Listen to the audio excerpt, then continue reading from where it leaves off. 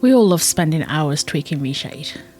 But if you're like me and you've only got a small monitor, especially if it's 16:9, you run out of space fast. It's hard to see the screenshot you're working on when you've got the ReShade menu open over the top.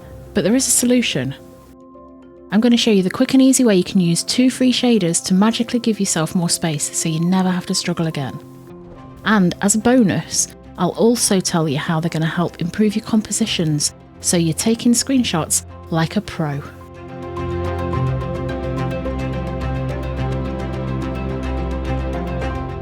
Before we get started, I just want to say hello to everyone watching and a big thank you to my new subscribers. As I record this, I've got 116 subscribers on my channel, which is amazing.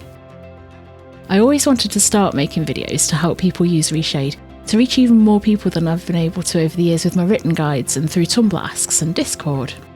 But it always seemed really scary and I had no idea how. I'm so glad I finally decided to just start.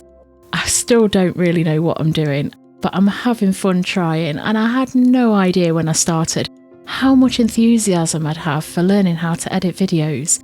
It's a whole new hobby and I feel reinvigorated, which is something I really needed after a difficult year.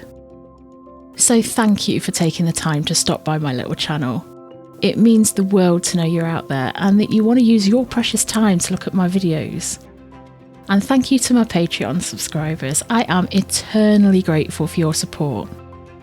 And if you'd like me to start doing a subscriber shout out at the end of my videos, let me know down below. Okay, enough of that.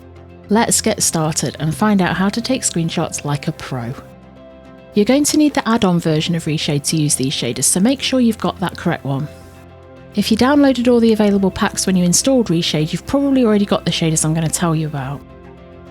But if not, first you're going to want to go to the Corgi FX repository on GitHub, download the pack and install it. Next, go to the Marty's Mods Meteor GitHub repository, then download and install that too. I'll leave the links to both of those packs down below. This is Violet. Violet's been posing patiently, watching me take ages trying to make her look amazing. It wouldn't have taken so long if the ReShade menu hadn't kept getting in the way. Sorry, Violet. The first shader I'm going to show you is great if you're working on portraits like this, where there's just one main subject that you need to see. The second shader gives you even more control for bigger scenes, but more on that in a minute. Free Shot is from the Corgi FX pack. The first thing you want to do is turn on the black background. Now, next to where it says position, move the slider on the left and your screen will start moving over to the side. The slider on the right, by the way, moves the screen up and down if you ever need that. And that's all you need to do. Seriously, that's it. I told you it was easy. You can ignore all the other settings and just move that horizontal position slider until you can see everything you need while still having the ReShade menu nice and big. Once you've finished tweaking all your other shader settings and you want to take your screenshot, you will need to remember to turn Freeze Shot off again, otherwise it's going to capture everything shifted over to the side. So onto that second shader, the one that's going to give you even more control. Scene Weaver is from the Meteor shader pack by Marty's Mods. 3 separate shaders will show up when you have Scene Weaver installed. For this we only need Scene Weaver Canvas, but I've actually turned on Scene Weaver Letterbox first, because I want a guide in my final shot that's going to help me know where to crop to the 4:5 aspect ratio I like to use for portraits. Letterbox masks the unwanted parts of the picture and just lets me see that 4:5 section. You don't have to do that part if you don't want to though. Turning on Scene Weaver Canvas, down at the bottom, dragging the slider next to zoom out makes my picture smaller. Because I've set the 4:5 aspect ratio, I'm left with a smaller rectangle and I can see everything much more easily. If I want, I can leave it at that, but the menu's still covering a little bit of the picture, so I can go back and turn on Freeze Shot again and do the same as before, moving the horizontal position slider to shift Violet over to the side. And if I want, I can go back to Scene Weaver Canvas again to make her bigger, so I can see her nice and clearly. So that's how you can use Freeze Shot and Scene Weaver to give yourself more space for the ReShade menu. They're even more helpful for wide shots, and I'll show you how in a minute.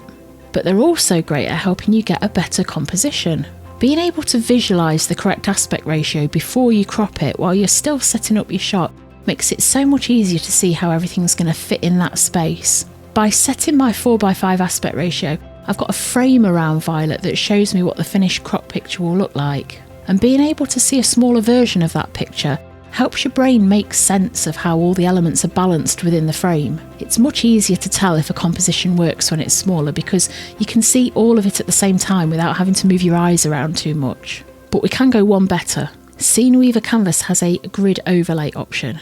I usually choose rule of thirds. There's a whole bunch of art theory behind the rule of thirds, but basically, placing important elements roughly a third of the way from the top, bottom or sides seems to fire off something pleasing in our brains. Here I've got Violet's eyes about a third of the way from the top, and they're both roughly a third of the way from the side as well. You can break these rules of course, but it's good to understand them first, so you know when breaking them actually works.